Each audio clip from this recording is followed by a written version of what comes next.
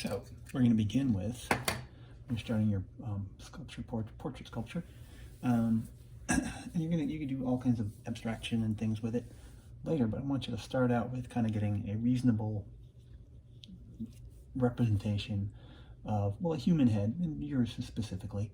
So you want to start out with some images of yourself, and it's best to have a dead-on, straight dead-on, and a side profile view. Now, one of the things I did when I took my first straight dead-on, did it like that, and my camera, and this one was a little, my phone camera was a little too close, so I get a distorted kind of look to it. So I held it farther away and just cropped in the image. It looked very disturbed. Anyway, so what you're going to start to do is do some measurements.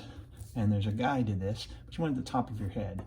This start with your top of your head. I'm going to assume my hair is a little sticking up there. So let's assume my top of my head is there. Generally speaking, your eyes should be halfway between the bottom of your chin. And again, I got to take into account my hair. All right, so we've gotten our photos all measured out, and I've drawn basically this process. There's a lot of different processes you can use to work on a sculpt the head, and go online, YouTube, you can find just tons of ways people work, some videos. So feel free to go and look at that. But I'm going to give you this kind of simplest process, and it's kind of plotting out. And you notice there's lots of lines all over my face, picture of my face. So what I've done is kind of plotted out and measured up from this line here. And I've tried to make sure as best I could that these sort of match up. So they're scaled the same. So they don't, you don't want this one smaller than this one. You want the same measurement. If from the bottom of the ear to the top, or let's do a better one. If the mouth to the eyes is, in this case, 1 3/4 on this one, you want it to be 1 3/4 inch on this one too. Otherwise, that could be a fun thing to do, is kind of get different, see if you can put those different portion scale things together and get a distorted head. That could be fun. But we'll just go with this simply. Anyway, so even the things, so the height of things I'll know, but also going up and measuring out. Sorry, not that far, but going up to the brow line here. So measure up and go over. And you can have like a measurement of how far it is from this line. You can score that line on your clay and bring it over, and you can know what that distance is and all of these different distances. So you can kind of plot all that out. Anyway, so, and then an armature. It can be helpful to have an armature inside your clay to keep sort of the head from tipping and stuff like that. Usually, if I was working on a larger one, this is a little big for this, I would have something like this for a simple kind of board screwed to the bottom of a stick, 1x2 in this case. Now, I'm going to assume that you don't have tools to cut and drill and stuff at home, because we're not doing this at school. So we'll forget about that, the best case scenario, or I don't know if that's best case scenario, but and you could also, if you had a dowel, and some wood, or even a little scrap of 2x4 or something like that, you could drill a hole and put this, cut this down so it's not too tall, and drill a hole and glue it in. And that's not too complicated, but again, you might not have a drill or a piece of wood or a dowel to work with. So we're just going to have to forget about that. If I can put the dowel somewhere. Anyway, so I'm going to say at least you got some scrap, or you could use a lid off of something. And we're going to use, I try to think about what people would have. I'm going to use a pencil. I'm actually going to,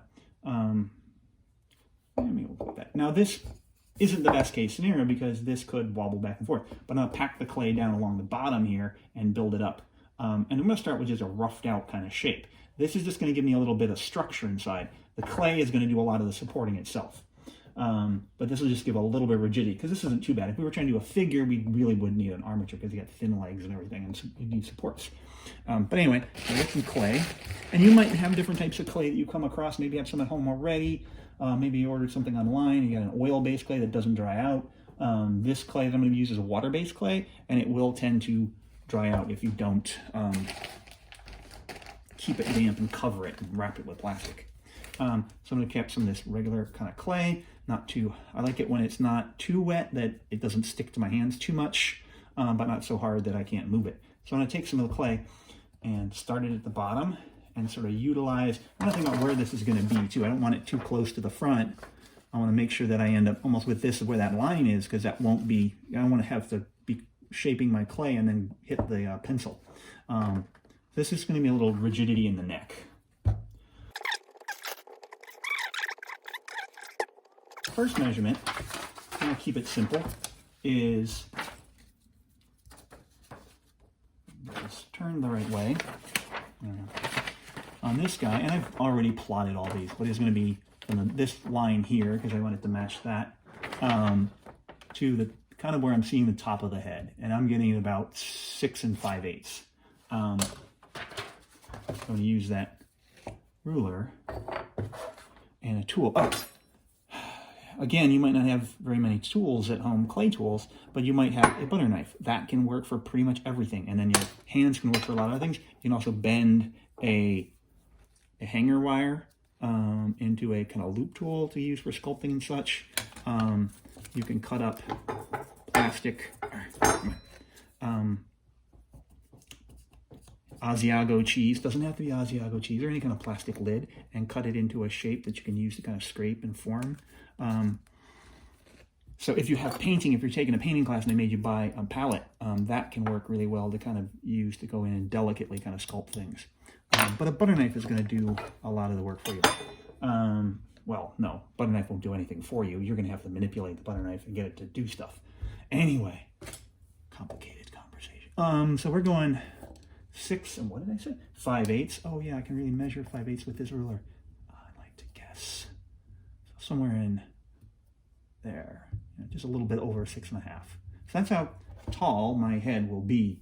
And we're going to do the side. I'm going to basically do plot the profile on the clay, with the clay, make kind of a profile of this guy, and then turn it and plot that other way. So I'll start out with, I'm going to make my line to match, well, right now this line and this line are going to be the same thing. I might need to rescore that in and double check, and as I manipulate the clay, I'll mess that up and keep going back and rechecking stuff. So I should have it about 6 and 5/8. And then I can also plot up to that, put it down, 4 1/2 to where, oh, let's go to the little bit high, 4 7/8 to the 4 1/2 is where the eye line tends to be, but I want to measure this brow because it's like the largest, not counting the nose or my gigantic chin, but it's kind of the cranium up here. It's out that far, so I can take that measurement 2 1/2, and I can, oh, first off go up to that. What did I say? 4 7/8. 4 7, almost 5. I'll mark that off. It doesn't hurt if you're off a little bit, because, you know, human beings, we're not mechanical things. And then I can go out that 2 1/2. So I can see that 2 1/2 is way out there. So I need to put some more clay in that spot.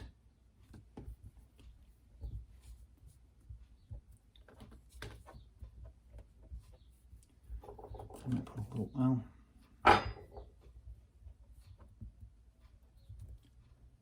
build it out, measure it. Still got to go farther. Now I'm going to end up doing that. So before I get too much farther with that, I also want to think about his neck down here, and coming down in this sort of area. Now we're really, I want to kind of give myself a little bit more shoulder. Now my board could have been bigger, but I'm trying to deal with things in a weird way, or in a way that you might have to. So I'm going to take that line. I'm going to look at that too. It's about 2 inches to wherever my shoulder is out here. So I could take and go 2 inches out.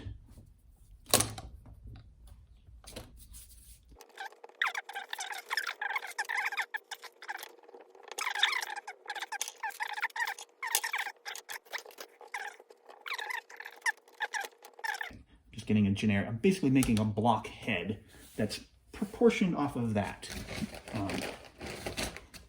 And I'll continue to go and plot out the different things. basically going measuring up, taking the measurements off of the piece of paper, off the image, measuring up, marking, and then measuring out. And I'll have to re-go and put my line back in and check it, and measuring out, and do that up and down until I get a silhouette of my head. We'll see how long that takes me, probably forever.